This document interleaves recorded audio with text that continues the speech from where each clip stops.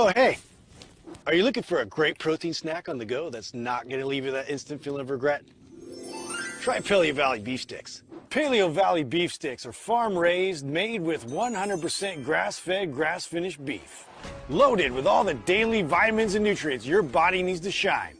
Here at Paleo Valley, we prioritize health over profit, have a serious passion for environmental restoration, and animal welfare. Hey, buddy. Consider a higher quality protein snack you'll actually feel good about. Damn, that's good. Paleo Valley, because quality matters.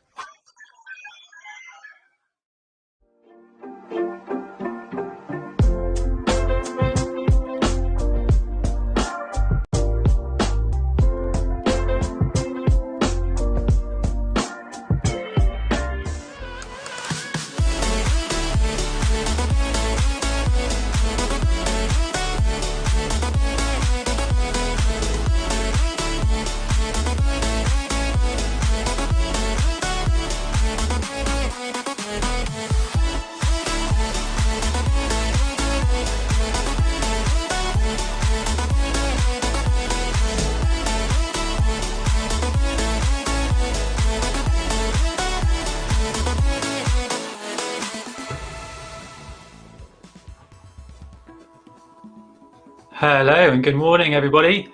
Welcome to today's live broadcast with Cycling News and ZMS. Today we are bringing you the Dirt Doozy race from New York. So we're going to be over on the Swift platform again today, and we've got 2 laps of Gotham grind. So this is a route that takes in the New York Central Park, and it's pretty much following the roads around the perimeter. It's a bit of a figure-8 course with a little bit of a loop back over yourself just after the start. So it's going to be 2 laps and a total of 18.8 kilometers. So there we go, there's the overall profile of the course, and we start off coming downhill out of the pens towards the middle bottom part of this image. We do the short small little loop first, then we loop back round over the course we've just come, and then we go down the rear, which slowly climbs a few sharp sections. There's one bit which is over 10%, and then we fall back down through the baseball fields before climbing back up for the long couple of straights before we get back to the start finish line. So it's going to be 2 laps of this, round about 168 meters of elevation change, and it's going to be fast and wild, probably around about 24 minutes for our leaders today. So as usual, we've got a nice sized field with the dirt team as the host for this race, as always, filling up, stacking the field with a number of their riders. Just looking through the sign up list here, we've got Jacob Broughton, Michael Gertemoller, Ryan Norwood, Brian Owens, Brandon Hines, so quite a few in the A category there. And then in the B category, Clay Jackson, Martin Heinzelman, Matthew Mex, Nick Barnes, and then a few in the C's as well, Alex McLeish, Daniel Clark, and Lyle Worsley as well. So a good split of dirt riders right across all 4 categories. So we're just about a minute now from the start. So we're going to join the A category over in the pen there. We do have a number of riders signed up in total, so it should be a good sized field. Just looking through, it looks about 80 riders in total at the moment. 40 seconds for any remaining riders to get into the pen. I've got a couple, 22 or so in this A category. But it should be all riders visible, all riders on screen together. If you are watching on Facebook or watching on YouTube, then please do give us a like and a subscribe, and leave your comments, and then we can get your comments up on screen as well. We do like to interact with you guys if you're watching. We've got Sam Crofts. He's unfortunately working this morning, so he's unable to join. He's getting FOMO. I know how you feel, Sam. I'd like to be riding, but I've got some builders just outside, so unfortunately they are not able to let me ride. And we've also got Ryan Miller as well. Thanks for joining, Ryan. All right, so we're away then. We are out of the pens. It's a few meters of flat, and then it will hit a right turn, and we will drop down a bit of a steep descent initially. That will get the riders up to speed. You can see here Frederick Gombert pushing out over 400 watts as we get going. As always, a fast start on these races, whether you're on Swift, MyWhoosh or RGT, it is a fast start. So here we are then, down this downhill section. You can see already it's getting strung out a little bit, already some splits forming in this group. And there's that right-hander onto the smaller loop. This is the, if you're just doing this as its own little loop, the LaGuardia loop. Has anyone seen Deadpool this morning? He's watching as well, so we've got some famous fans joining us today. So a few people already dropping some power-ups. You've got the van power-up there. That's giving them a drafting boost. And interestingly, someone already dropping an aero power-up very early to be doing that. They must be gambling on collecting another aero later on, because that would be very useful towards the end of this race. Riders do go through the start-finish banner 2 times, and also there's a sprint section that we're just coming up to, a sprint arch, which also hands out power-ups as well. So a second opportunity on the course for riders to gain a power-up. So 4 opportunities in total. Those riders, they're using the feather power-up just to give themselves a little bit of an advantage up that short little climb. Worth using that there because you've got this arch coming up, so an opportunity to grab that second power-up and maybe gamble for the aero.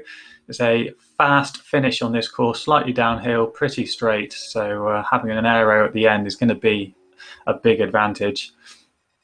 So here we are then, plenty of the dirt riders there. You can see them with their names, got their tag there. Lots of ride-ons being thrown down as well, falling from the sky there, the little blue thumbs ups. Good number of Tron bikes there, you can see with the glowing wheels, lots of different colours. So you unlock the Tron bike after achieving 50,000 meters of climbing in the Swift game, as long as you've selected it as a challenge. So you can do that in the inside the app, and once you've completed that 50,000 meters, you unlock the Tron bike, which is a really good all-round bike. So there's Sam. Thanks a lot, Sam. Thanks for tuning in.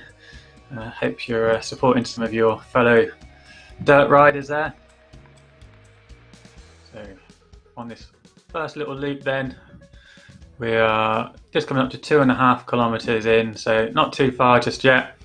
Still 16 kilometers to go as we get on board there with DJ Hunt, just cruising at 200 to 250 watts. He's an A rider for the dirt team. So I can see here, looking at his stats, he's got pretty much a 12 watt per kilo 15-second kick, so that's going to be handy as we come towards the end of this race.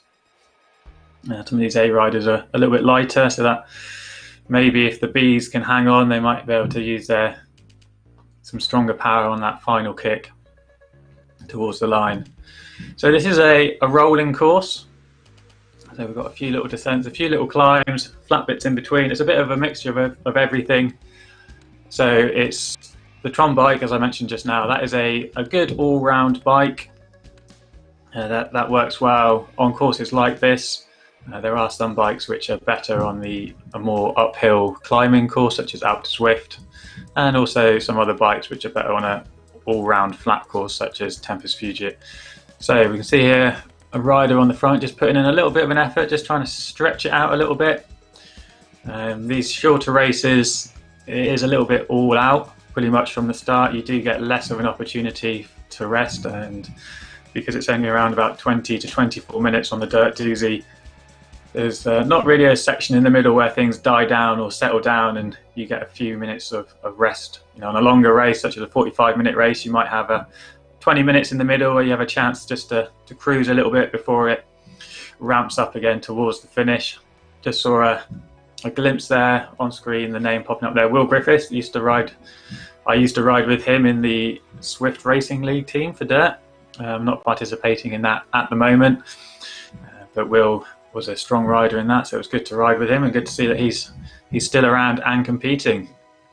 Right, so now we hit this right-hander and we join into this longer section then. You can see that we've got 74 riders overall in this race. All riders mixed up together here, A's, B's. There's an ODZ rider there. Give them a shout out. They were over on RGT a couple of weeks ago, riding in the Giro de Europa event. So that was a 5-day back-to-back stage race. And they had several team members on there and they did really well. So it's good to see them. Also a multi-platform team. And now we join Michael Gertemuller, also a dirt rider, pumping out 200 watts there. It's just eased up a little bit in that draft, but we're coming up to the small little corkscrew section. It's a left and then a right and then a left, and it does get a little bit steep, so we will see riders dropping some watts, and we will see some riders dropping off the back of that group as well. It then does fall away slightly downhill, so there's an opportunity for riders to quickly grab a breath before it continues on to some more rolling terrain. So you can see here on the left hand video, it's sloping up. You can see feather power up being dropped, riders recognizing they're on this little climb.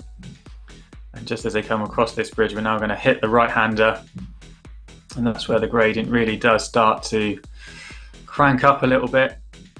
I think it gets over 12%, not quite as high as 15 from memory, but you can see here that just as we're about to crest, that's the steepest part of the climb. You can see how it is getting strung out, lots of feather power ups there being dropped. Camille Effray there was up over 500 watts. And now riders dropping the drafting power up, so they're falling back a little bit through the group, just using that to get a little bit of assistance to make sure that they don't fall off the back of this group. But this is where we're going to see the first real split happen, and already you can see on the screen we've got this blue Tron bike, a rider just coming across there, the Cryogen rider, just making it back into this front group. A couple more riders coming across there, but it has strung out on this rolling section as expected. So you'd have thought now this front group, they've just crested what is probably the hardest part of the course. That's one of those key selection points.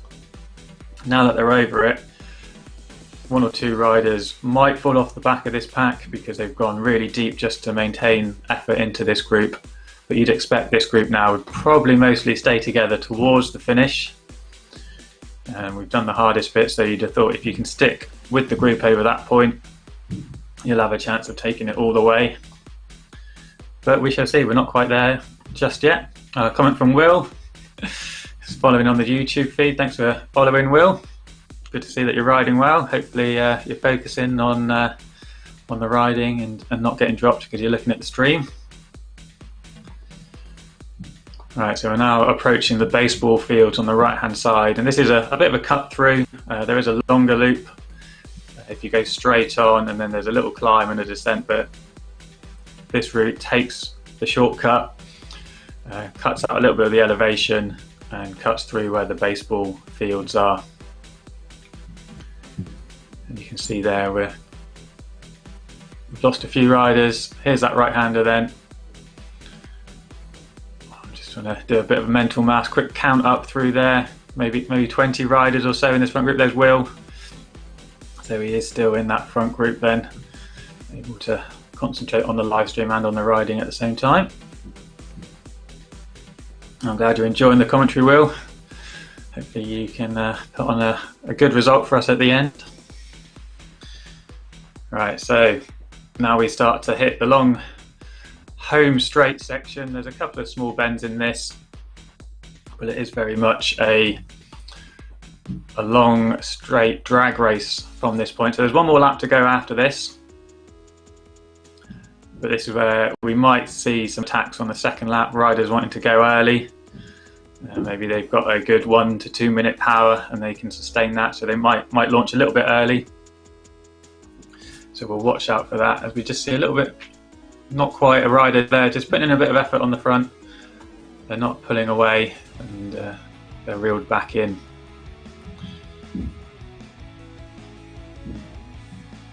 There's Jacob Bratton then, another dirt rider. These dirt riders really do come out in force when they're hosting events. So at this point, this might just be a slight moment where, because it's a little bit flatter, riders are able just to cruise for a few minutes up to that start finish line, just have a little breather. Things will settle down a little bit. We've done the first selection, so riders now maybe not trying quite so hard to drop other riders, just having a little breather.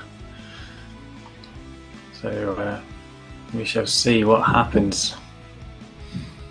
There's a close-up of Will. We've got the dirt kit on there.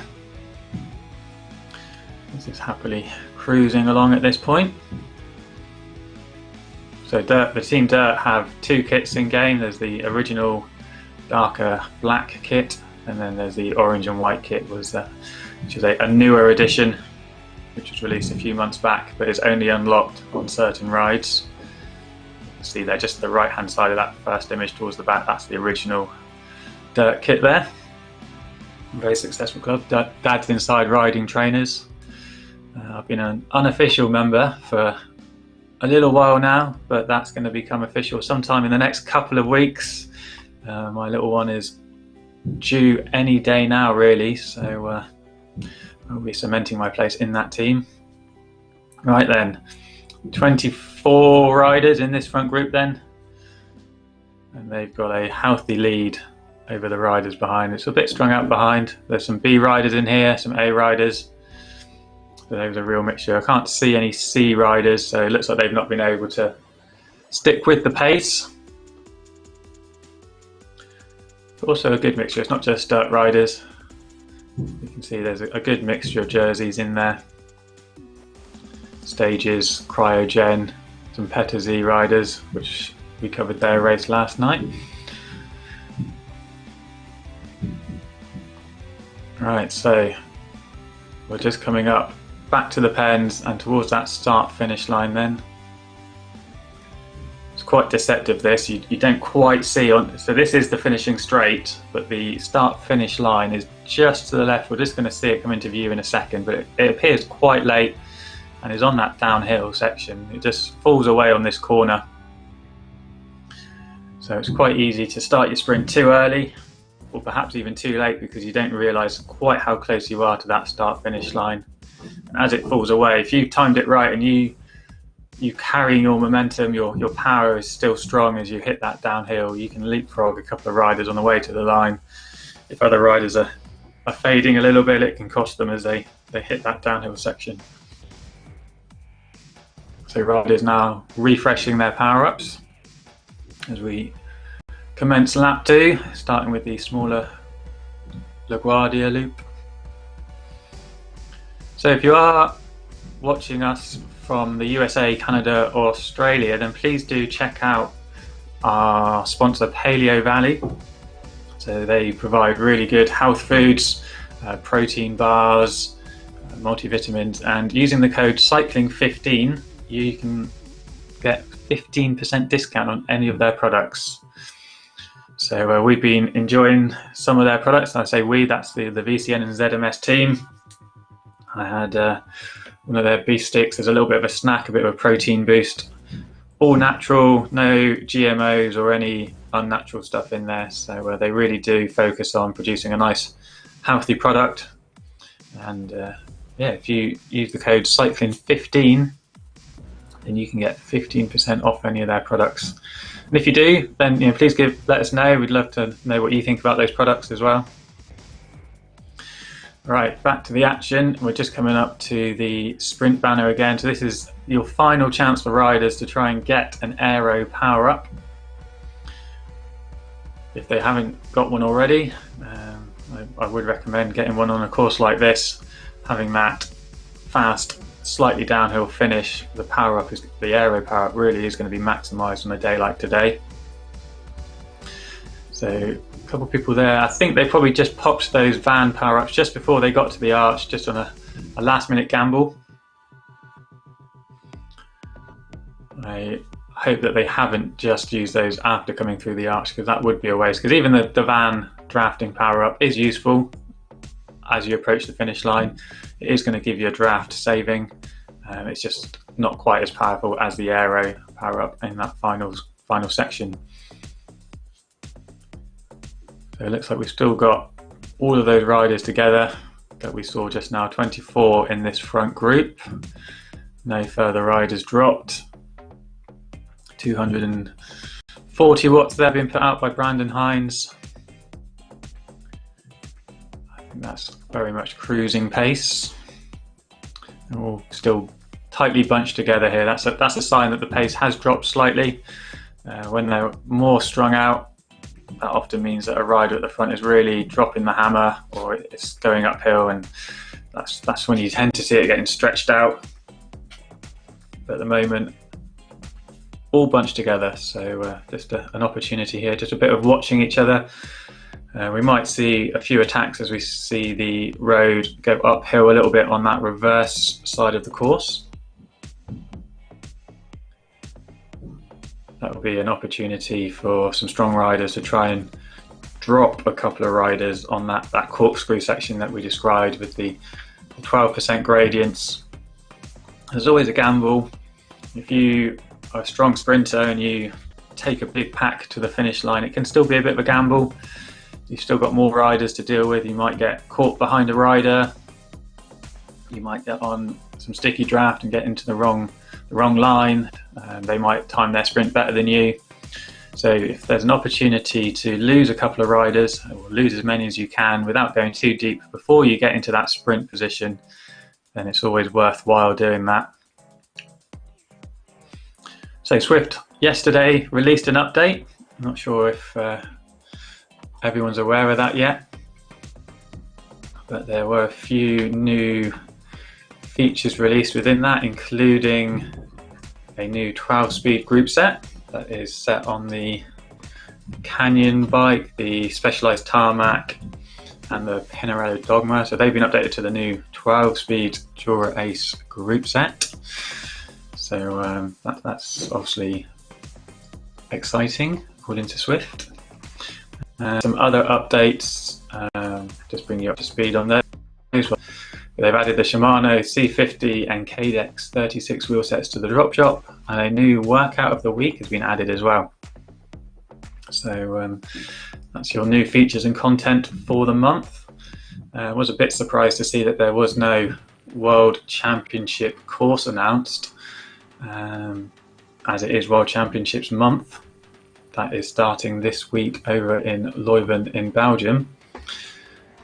However, V-Cycling News have dropped the news that perhaps RGT Cycling are going to be launching a new Leuven course very soon. There appears to be some of their staff riding around the Leuven circuit. Originally it was believed that that was just a Magic Road feature, but some screenshots were accidentally uploaded onto the Strava feed. They've since been deleted. But check out the V-Cycling News Facebook page, because there are some images of what appears to be the new Leuven course, but coming from RGT and not coming from Swift. So that certainly could be very interesting in the world of online cycling. Another platform perhaps challenging Swift, and with the eWorld currently out for bidding, maybe it won't be on Swift next year. And that's going to be in February the 26th, 2022, I believe, is when the online World Championships are taking place. So a few months yet. Right, here we are then, back to let's call it the corkscrew. You can see they're slightly getting strung out then. Looks like we may have lost a couple of riders. Oh, 9th, 15th, 20th there. That's makes it difficult for me as a commentator to know exactly how many riders are in this group when it's jumping around like that. It's got strung out though. A couple of riders at the front pushing the pace. Maybe lighter riders just able to get up that hill a little bit easier. A few riders at the back here just dropping a power up just to try and stay hanging on to that train. Looks like most of them are getting in. And it's coming back together on this slightly downhill section. That is one thing with this course, because of the way it's up and down. If it's strung out and you're at the back, you can suddenly find yourself with the elastic snapping, because the front of the group is suddenly accelerating again and you're still going uphill. So that is one thing you need to watch out for on rolling courses.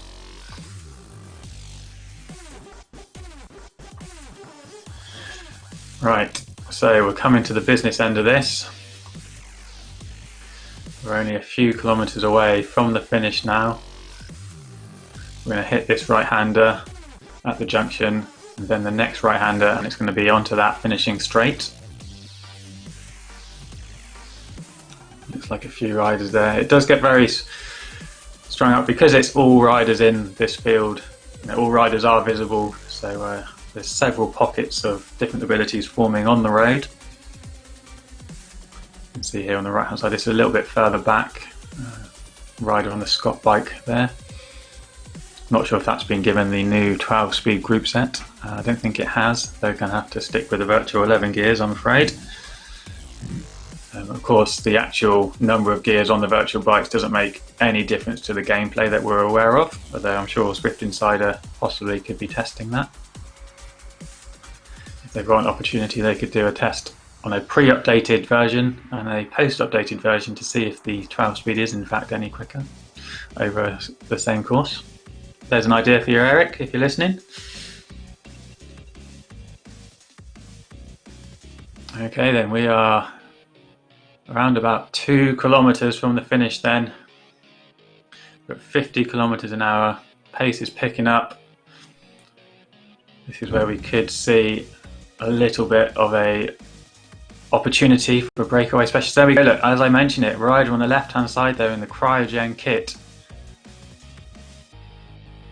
French rider here is making a break for it.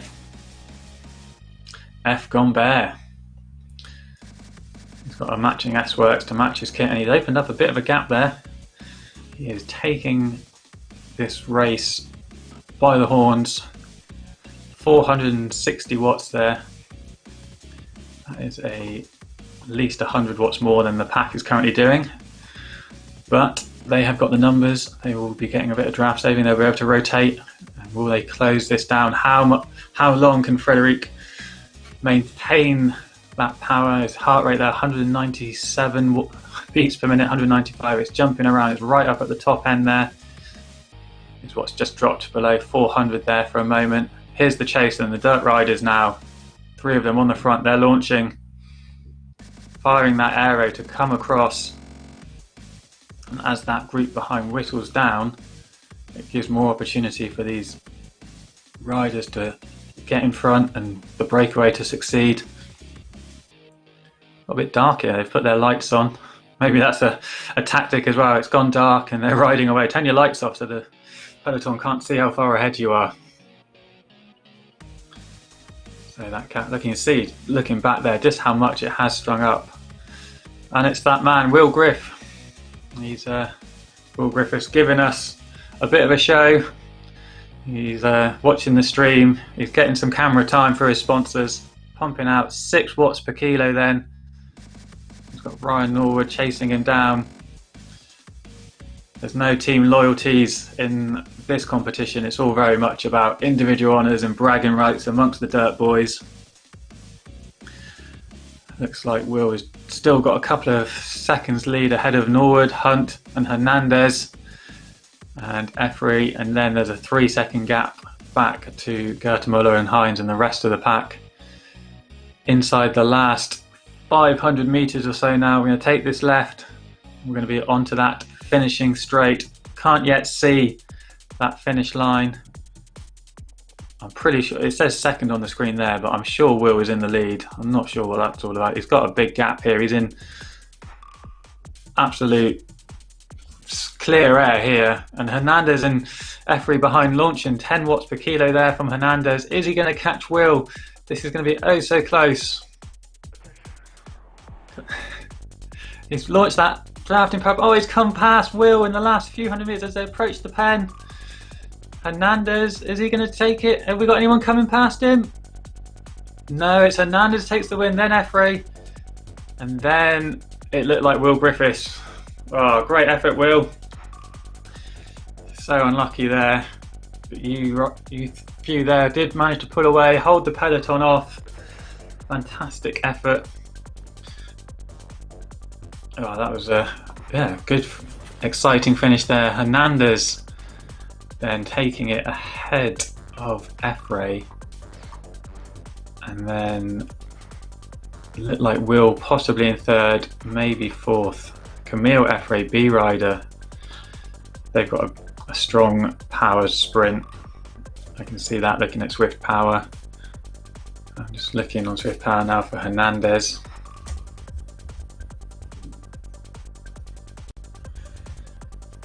Wow, that was a good effort, Will. If you've caught your breath, then please let us know. He's saying he's got no sprint, he had to go long. Well, it nearly worked, Will. And yeah, as you mentioned, your sponsors seemed very happy with your showing there. So good for you to get some airtime for them. No, it's a fantastic race this.